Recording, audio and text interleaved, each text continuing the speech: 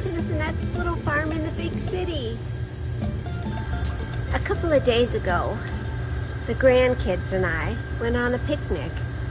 We had some roasted chicken and some potato salad and some deviled eggs and some really yummy things.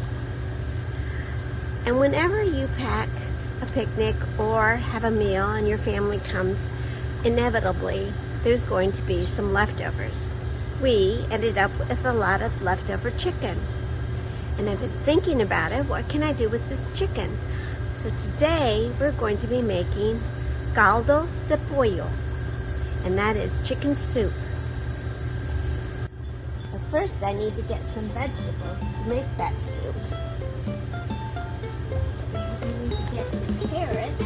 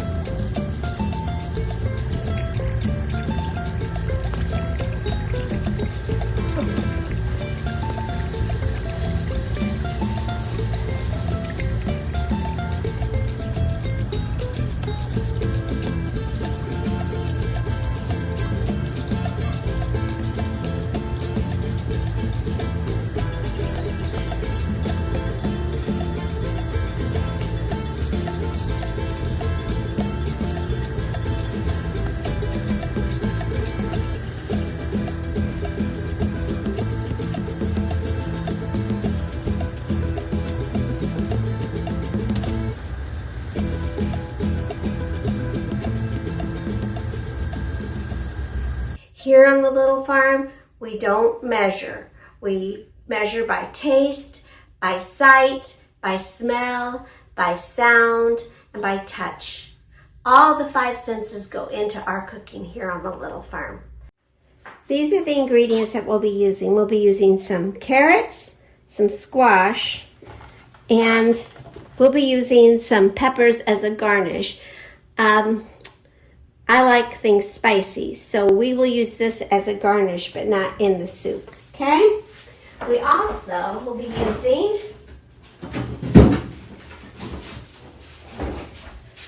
some corn, some sweet corn that we just harvested from the school garden, from the Three Sisters garden at the school garden.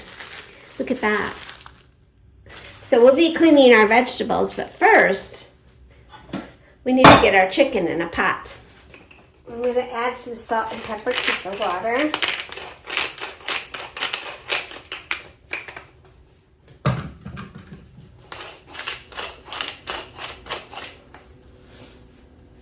And if you want, you can add chicken bouillon to the water as well if you want to. It's not necessary. And I'm going to throw the bones and all in there.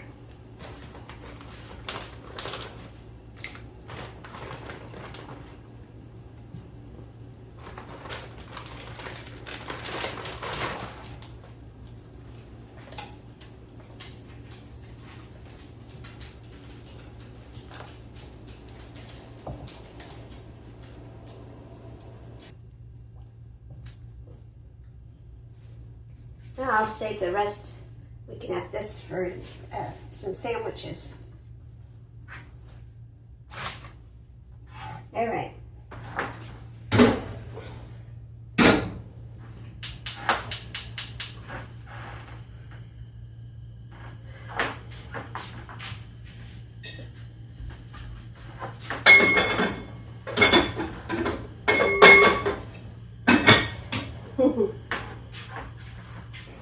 We have the chicken boiling, so let's go ahead and get the vegetables ready. As you're preparing your vegetables, it's good to remember that the broth is the star of the show. So we're not going to overload our caldo with a lot of meat or vegetables.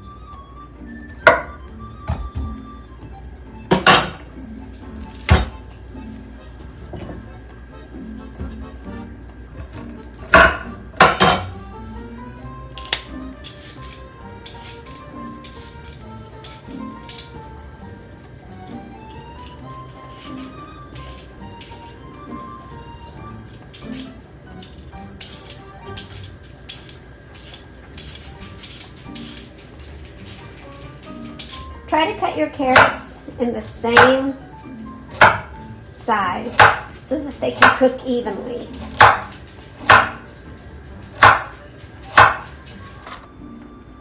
Since I used a roasted chicken, it took a little bit less time than it would probably take if you used raw chicken. And I didn't cook the carrots with the chicken because I also put a carcass in there from the leftovers from the picnic, and I didn't want to try to fish everything out that way. So that's why I did it this way.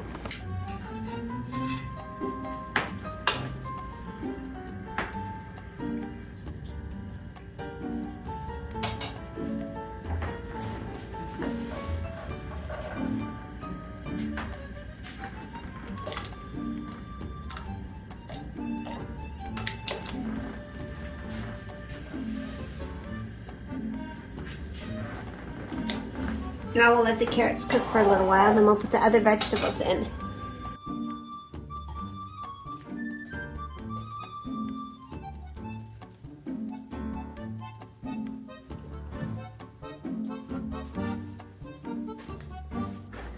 Alright, the carrots are softening really well now, so it's time to add the other ingredients.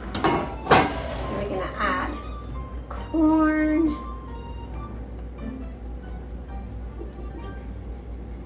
some squash,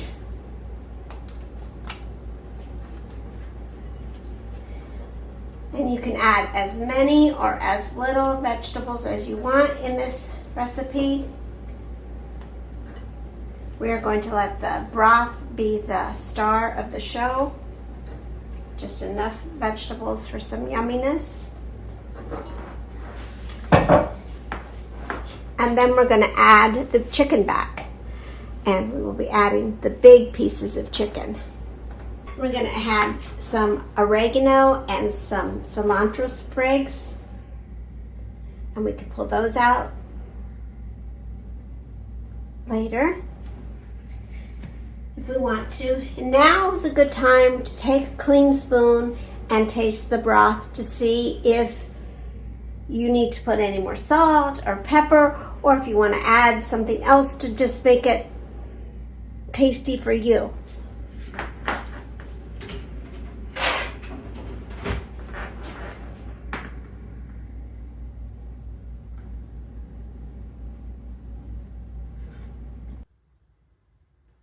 I think I'm going to add a little bit of cumin. Just a tiny bit.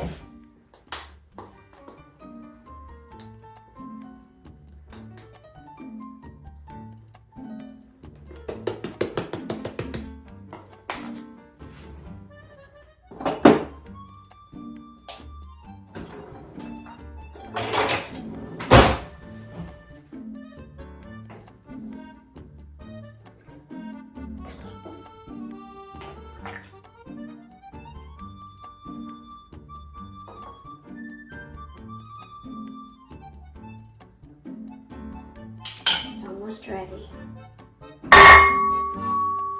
Touch. Oops. It's almost ready. So we want to make sure that the squash is cooked. We don't want it to be too mushy, but we want it to be firm and soft. And it's almost there.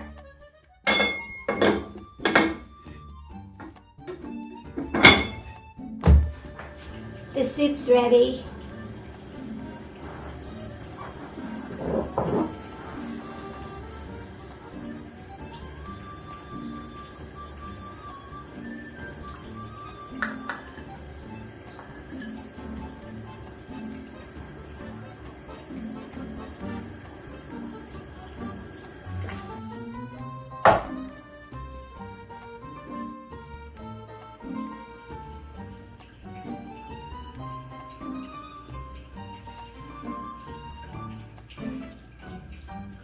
I hope this recipe is something that you're going to try at home because it turned out really well.